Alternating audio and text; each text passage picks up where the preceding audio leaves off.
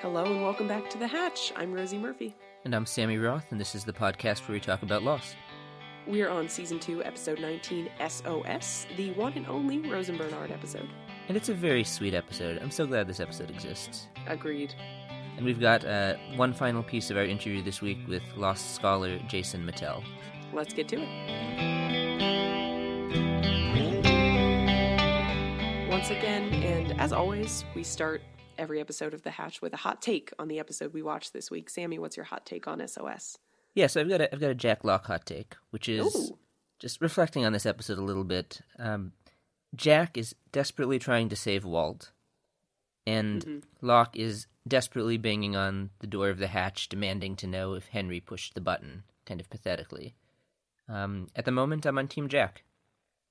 I don't disagree, but I think Locke takes a little bit of an important but brief journey of faith in this episode, which actually is a nice segue into my hot take, which is about Locke and Rose and Bernard. Something that's interesting to me that I hadn't thought about before we watched this episode is that everybody on the island seems to be like pretty much the same age, with the exceptions of Locke and Rose and Bernard. That's interesting. Who are old. And Walt, of course. And Aaron, obviously. Okay. But everybody else is like one generation of people, which is not a criticism or anything. But I think when we get episodes that elevate characters like Rose and Bernard and John, we see things a little bit differently. Like, obviously, part of what forms Rose's desire to stay on the island is, knowing that she has cancer, believing that the island has healed her.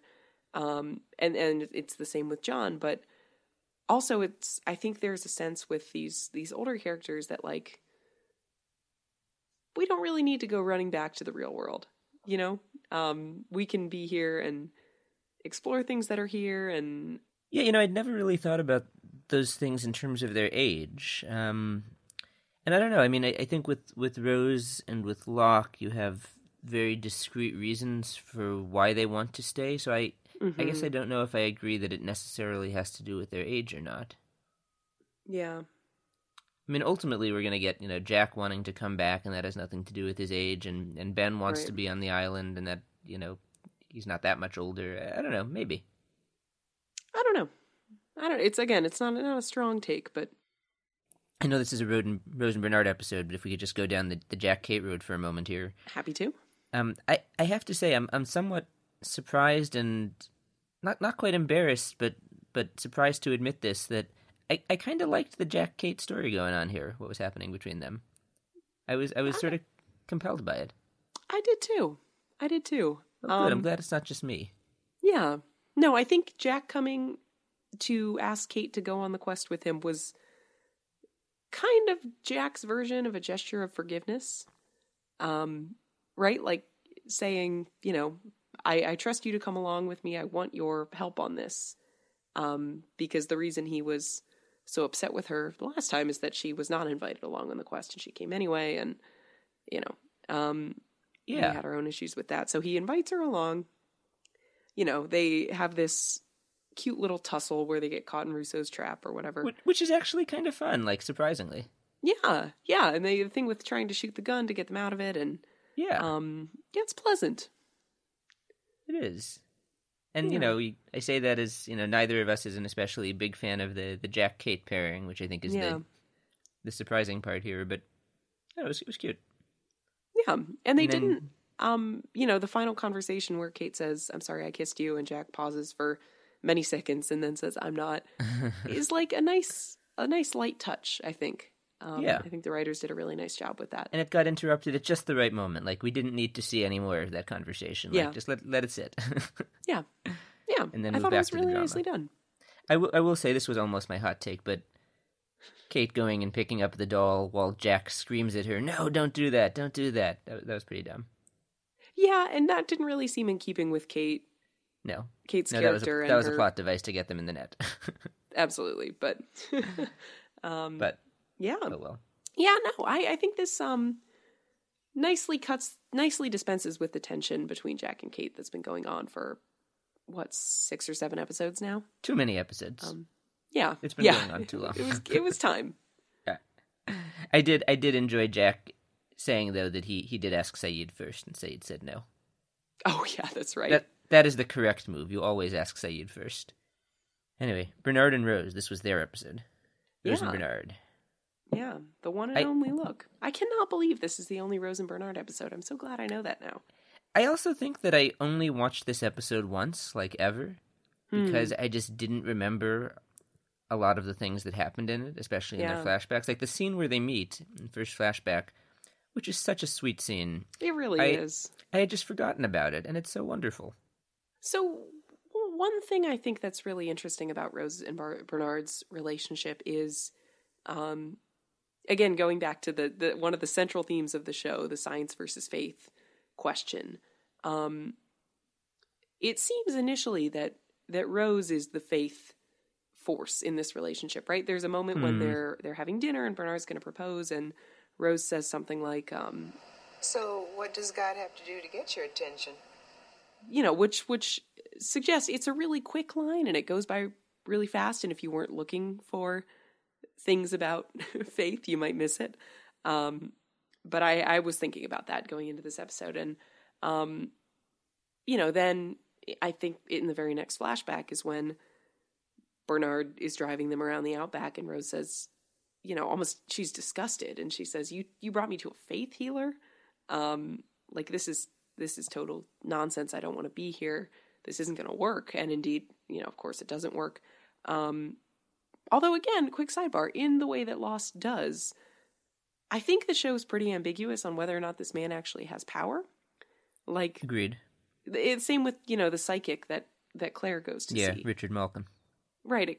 I think the show kind of believes that, like, yeah, he might actually have this power. He just couldn't, you know, it just didn't work on Rose. I mean, the way I interpret his comment of this is not the right place for you to be healed is that the island is the right place.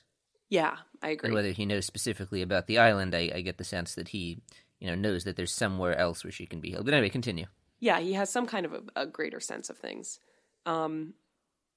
You know, and then, of course, Rose decides to lie to Bernard and just sort of let him live under the assumption that everything will be all right so that they can be happy in their remaining time, which is a really generous and kind gesture, I think. But I think there's a really, I mean, that's about it, really. Just a really interesting interplay in who's willing to believe what in what contexts. Like, when Rose, because then at the end of the episode, when we see that little exchange between Rose and John, which is also really interesting, you know, Rose says, when you have something like cancer inside you, you can feel it, and I can feel that it's gone. Yeah, it's interesting to go from her utterly rejecting the faith healer to I can feel my cancer is gone. Right. And I'm willing to believe that something about the island, you know, it has some metaphysical power or whatever. I don't know. It's all a very interesting back and forth. It is. Another thing I thought was interesting between Rose and Bernard was just that, I don't know, there's the tension between them at various points in the episode was like very real. You know, like you just alluded to some of it. You've got, you know, Bernard, who's totally, despite having claimed to, you know, be otherwise when he made the proposal, who's totally discomfited by the idea that she's going to die. Right. And you have Rose lying to him about being healed.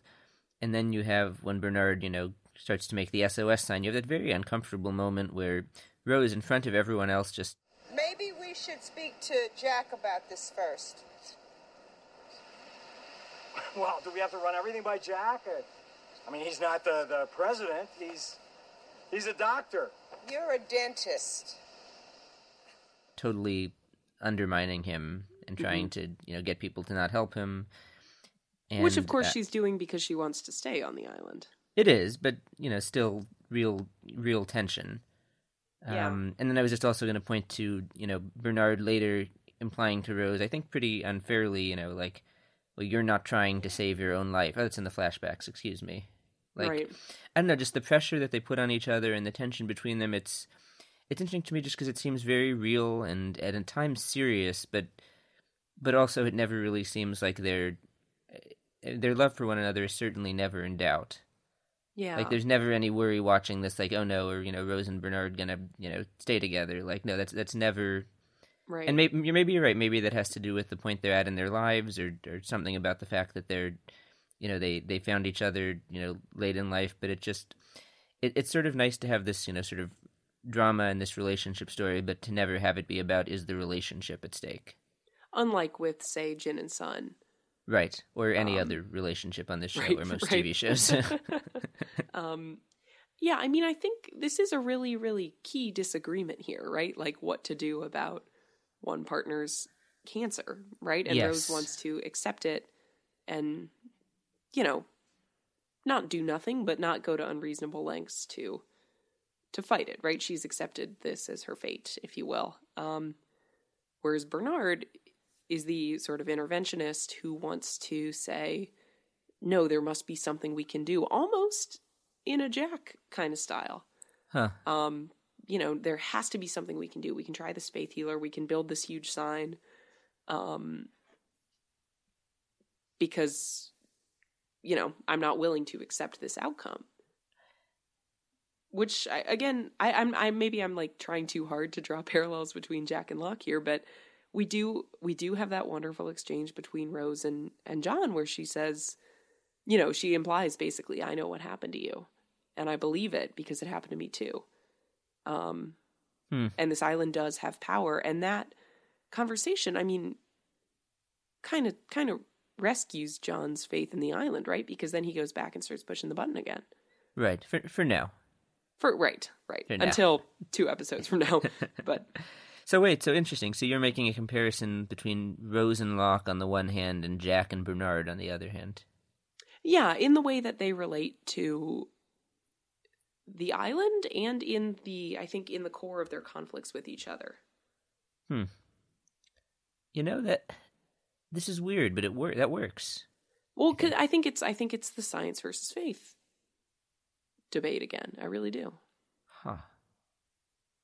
Yeah, and even though Bernard is taking Rose to a faith healer, yeah, that's still an intervention, right? It's still trying to alter the course of fate, right. Or and Bernard whatever. makes that whole speech about how he's not a crank. It really works. I've researched it. I've studied it. I've paid money for it. Like, you're right. It seems more scientific to him. Right. Huh. Listeners, if you want to weigh in on this discussion, if you have thoughts on this comparison that we're making, you can always call us and leave us a hot take. We haven't mentioned that in a while, but you can do that at 9546 Dharma. It's a U.S. country code, so if you're out of the country and that will be expensive for you, you can also just record a voice memo of yourself talking, and you can send that as a message to our Facebook page. That's an easy way too. So what, if anything, is different for you watching this in hindsight? It's very interesting to watch Echo building his church. That kind of never goes anywhere. Does it not? Does it? Let's churn up the old Lostpedia for a second here. I don't think anything really ever comes of that. Echo's Church. Oh, you're totally right. Echo's Church was a structure on the island. Okay, now it's loading again. A structure on the island near the beach camp where Echo and Charlie began to build until Echo found a new purpose in pushing the button, which happens in like 2 weeks. Yeah, that just ends. Which... It does give us that wonderful scene where Bernard asks Echo to help him get them saved, and Echo's response is, People are saved in different ways, Bernard. I think I liked you better when you just hit people with your stick. That is a good line. It is. Yeah. But it just made me think about one of those loose ends that just kind of, oh well. Yeah. It is, this is something I should have brought up before, but what do you think about Bernard's commentary that nobody's trying to get them saved? Is he right, or is it... Yeah. Because who is it who says, like, we built a raft, remember, and it got blown up? But that was a while ago. I mean, that was almost a whole season ago. And basically nothing that's happened in season 2 has been an endeavor to get them rescued. Right? I agree. I think everyone has pretty much given up on that. Do you? No, I think, yeah. I also don't know what they can do. Like, I can understand Right. why they wouldn't want to build another raft, considering that the first one got blown up by the mysterious other people on the island. Right. But yeah, it's a little weird. I mean, Bernard's idea is not a bad idea. No, and he's right that, like, clearly there are planes that fly over here sometime, and it's not something that requires constant maintenance like a signal fire would. No, it's weird that nobody is enthusiastic about it except for him. Yeah, because the only people he can recruit to help are like the newly named extras. Couldn't even get Frogert. No. Yeah. No, I agree.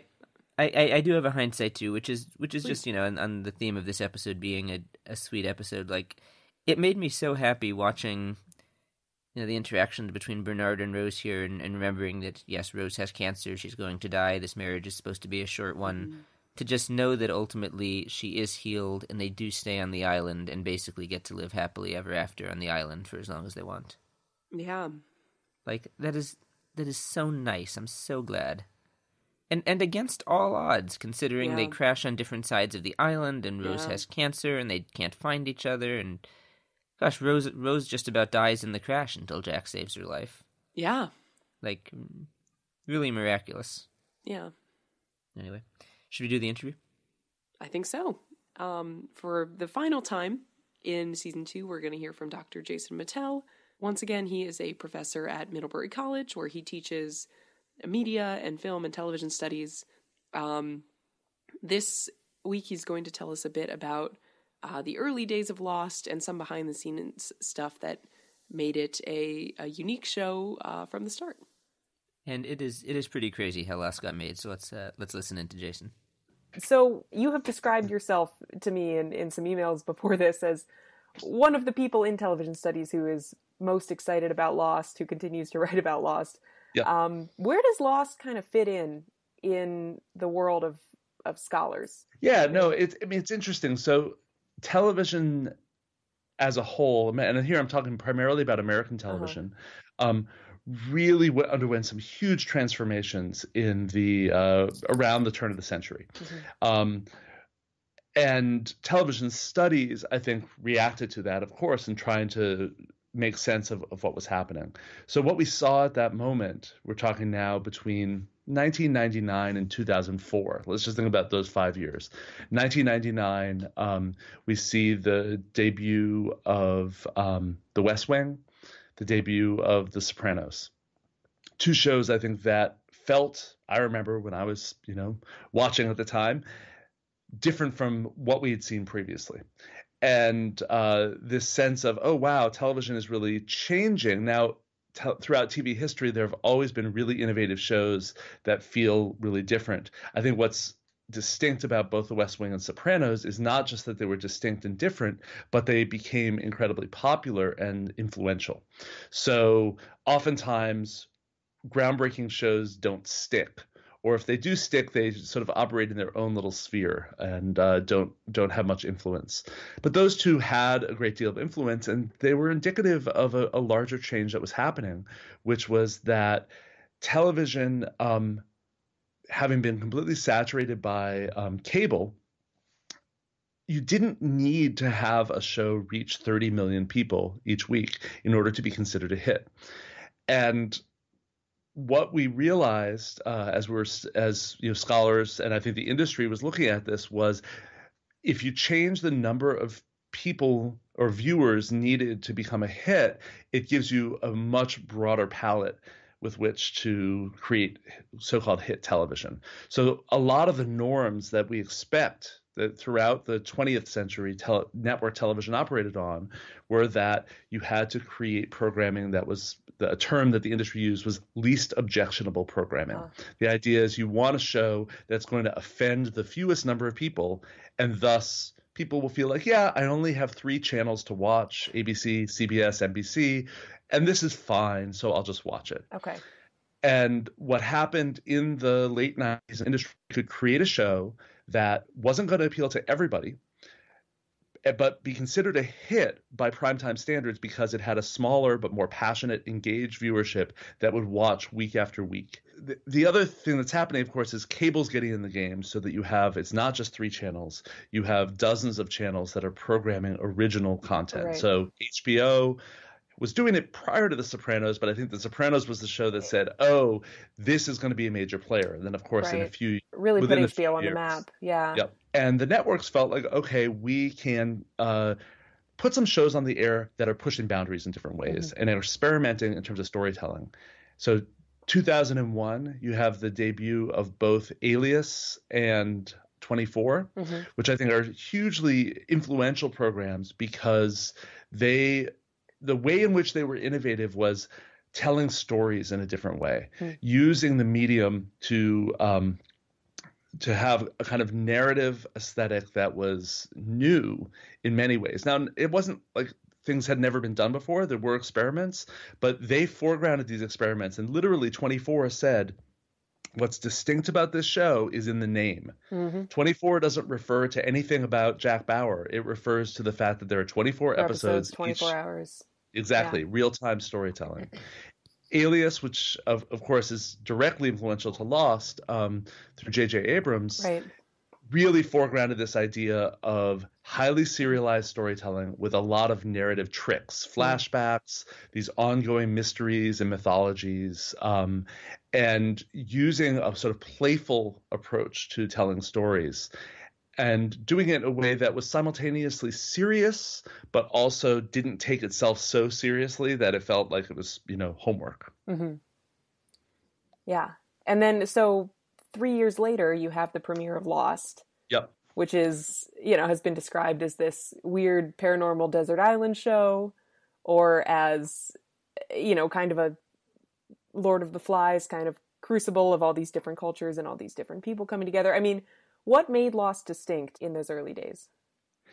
Well, I think it's one of the most unusual pilots ever shown on television. And I think the way that it's unusual even goes back to before the pilot actually aired.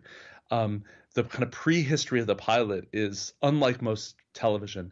The production history was, the goal was not actually to create a successful series. I don't know if you've dived into this at all. Basically, ABC has Alias. They are working with J.J. Abrams. They really like working with him, and they want him to develop another show. And he says, I'm too busy. I'm not interested in developing another show on my own. Find me someone else to work with. And Damon Lindelof, who at the time was a big fan of Alias, his goal was to get a job writing on Alias. And he managed to get into this meeting. The two of them hit it off, and they start spitballing this crazy idea, which was very much, in a lot of ways, based on there was a earlier pilot script that Jeffrey Lieber wrote that was more kind of Survivor-like, a fictional Survivor. And they're like, well, no, we want to do something different with this. And they come up with this crazy paranormal ideas and this conspiracies and whatnot. And they were really thinking, this is not about making a hit show. This is about delivering something that ABC will say, yeah, probably not, but we'll go ahead and consider your next idea. Okay. And but what ended up happening was, because of sort of inter-executive battles in ABC, there was a greenlit pilot without actually a full script. And they just had a treatment. So at ABC, you have Lloyd Braun, who's one of the network executives in charge of scripted programming. And he's really committed to this idea, and he wants this to go through. But he's sort of battling with his bosses, and he's probably actually going to be fired. But one of the last acts he does before he does get fired is greenlights this pilot and commits to filming this pilot with a huge budget and without a script. How common or uncommon is this, to greenlight a pilot without a script? This is the first time in history this has ever happened. This has only happened a handful of times. Usually a pilot is only ever approved without a script if you have a major star behind it. In the case of Lost, that J.J. Abrams, in some ways, was that star because he was the producer, but it's really rare for a producer to get that. I mean, it has to be someone who's really, really high up. I mean, I think that, like, you know, today I think it may be more common with production deals with people like Ryan Murphy or Shonda Rhimes might get those types of deals. But this was pretty unheard of. I mean, Alias was not a massive hit by any means. But also, it was a hugely expensive show to produce. At the time, the pilot was one of the most expensive episodes of television ever shot. Logistically, it's incredibly difficult to stage a plane crash in your pilot episode. Yeah. So the fact that this got shot and produced is completely anomalous. And in fact, you know, Damon Lindelof has gone on the record talking about how he didn't want it to be a series because it was too difficult to imagine how this would work out. Yeah. They didn't have some master plan. They didn't have this idea of how this thing would all work together. They really were writing this dream idea and said, wow, if we could do anything, we would do this. And they expected to be told, well, you can't do that. Here, come up with something else. But instead, Lloyd Braun went ahead and said, yes, we want to go ahead and do that. ABC went ahead and authorized the production of this pilot. It got made. And when it did, they thought it was going to be something that was not going to be hugely successful. And they did not put a ton of money promoting it. It was not what they saw as their big hit that season. And again, the fact that the pilot got very good ratings for the era and got a huge amount of buzz was a huge surprise. Again, this is an accident. This is not the way television is supposed to work. But what I find so interesting is that Lost, I think, is hugely influential and hugely innovative for what network TV can do, but it was devised and ended up being on the air almost solely by accident. It's not like they had this grand plan saying, think that what the world needs, what people want to see is a, you know, paranormal island, narratively jumbled, mysterious conspiracy show, right? You know, that's not at all what the plan is. Do you think that allowed them more freedom to do some of the crazy stuff, for lack of a better word? Oh, definitely. Yeah. They, you know, the fact that you didn't have a network sort of trying to sculpt it into a hit from the get-go, and then the fact that the pilot was a big hit, the network, and then Lloyd Braun gets fired, so he's not there, yet the network has to keep this show on the air because it's a hit. There's very much a sense of, well, you can figure out what you want to do as long as you keep it going, right? And then you have the behind the scenes stuff where J.J. Abrams says, I'm actually not interested in working on this show. Right. This is not my priority. And he leaves, and Damon Lindelof, who was a pretty novice writer at the time, was suddenly put in charge of this massive beast. And he's and he that, you know, this was hugely anxiety producing. You know, this was not. Oh, absolutely. Yeah. And he actually came very close to quitting a number of times. Oh, my. And he brought in Carlton Cuse because he'd worked with him, and Cuse was an experienced showrunner, and thus Cuse was really in charge of making things work, while Damon was more in charge of the creative vectors. Yeah. Well, and so it's my understanding that one of the things that was unique about Lost from this production perspective is that 3 seasons in, they were able to secure an end date. And that was almost unprecedented.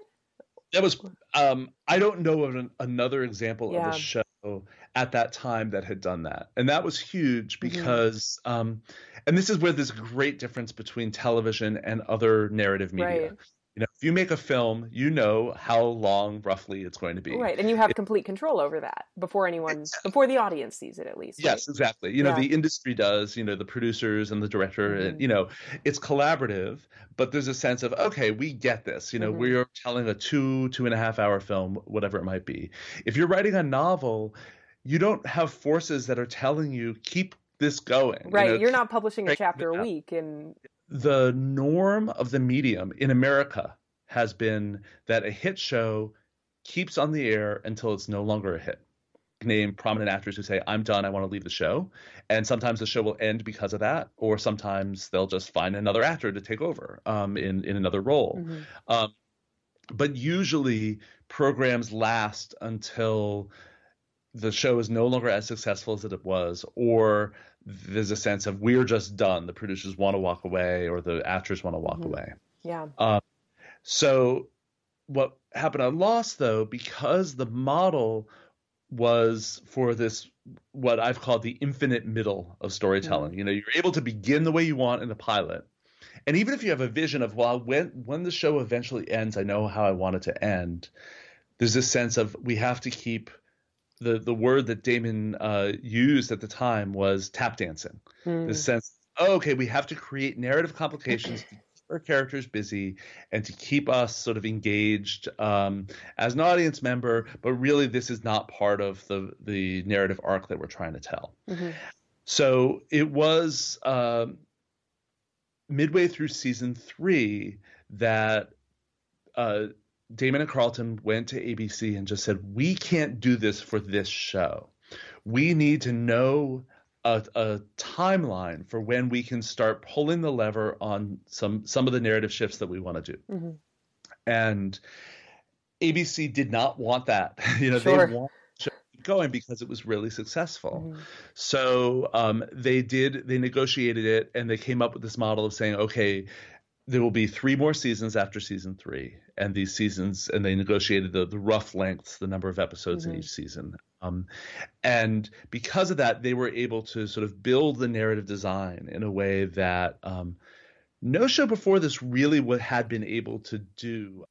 This is maybe kind of silly, but one thing this interview is just making me think is I've tried so hard to like belatedly catch up on all of the good TV of like the early to mid 2000s that preceded and then, you know, came after Lost, and I still haven't done it. I still haven't watched The Sopranos. I'm still like halfway through Deadwood. Like I haven't watched Breaking Bad. Like I feel like every time I watch it, went back and watched Mad Men, and went back and watched The Wire, and went back and watched all of these great shows from them. But there's so many of them, and I guess this interview is reminding me how much work I have left to do. Oh my gosh, I know. Well, it's amazing to look back on that and be like, that was kind of a golden age of television. I mean, it preceded, you know, the streaming era. Arguably, we're living in the golden age of television, but like, just for network TV and cable, there was so much good stuff. Like, yeah, I never watched Breaking Bad, because there was so much other good TV.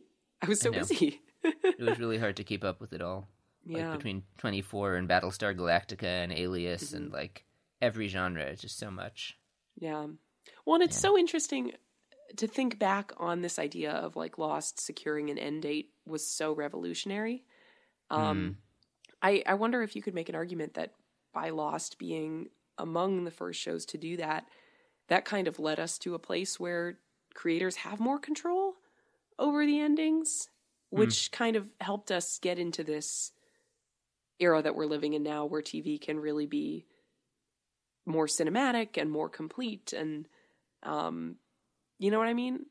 I do. I mean, I think that, as I understand it, at least part of the trend that Lost accelerated was this idea of these like auteur creators who, you know, were sort of known publicly and like understood to be the, you know, the minds behind, you know, these serialized stories. Like having Damon and Carlton out there all the time, you know, like doing podcasts and going to events and like being famous among the fans. Like, I think that and that led to a place where when somebody like Damon Lindelof created The Leftovers, everybody knows like, oh, this is a Damon Lindelof production. Right. I kind of know what I'm getting. In the same way that we have like Shonda Rhimes comes to mind. Whenever she makes a new show, I'm going to watch it because I know I'm going to like it. We will be back next week. Next week, we'll be watching Two for the Road, which is a very dramatic episode, as you may recall. Oh my gosh, and we barely talked about Michael's sudden return at the end of S.O.S, which is a wonderful cliffhanger and really brings us into the final arc of this season, which also sucks. So we get to talk about that.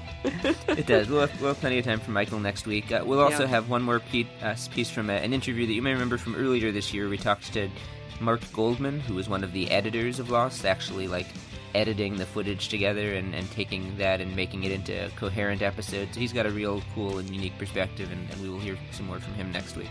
Yeah, and we are into the final throes of Season 2 here, so we're going to be circling back to some of those interviews we kicked off the season with, namely with Francois Chow and Henry Ian Cusick. And we'll also hear from Sonia Walger, who played Penny.